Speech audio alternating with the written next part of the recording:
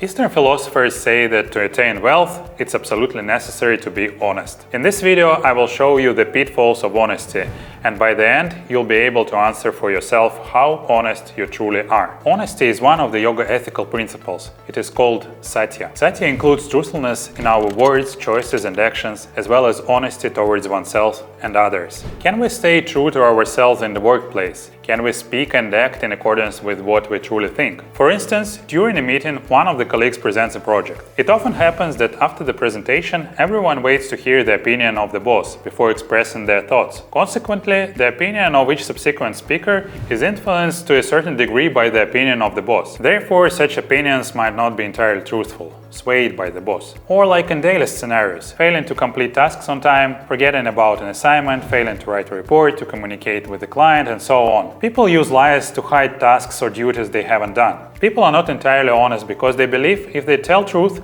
they may be perceived negatively. The common scenario is socially acceptable behavior. Each of us maintains a certain social status that suggests a behavioral type, typical for a particular social role. Living in this role, we adapt to the necessary conditions and circumstances. Our behavior is considered socially positive if our roles are accepted and approved by society. Thus, we get accustomed to living in a certain role and often end up doing what we don't want to do, and this is how we lie to ourselves. Employers often act dishonestly towards their employees. In most companies, for instance, employees are prohibited from discussing each other's salaries. Megan, ooh, 70, good going. Bob, 6 figures, very impressive.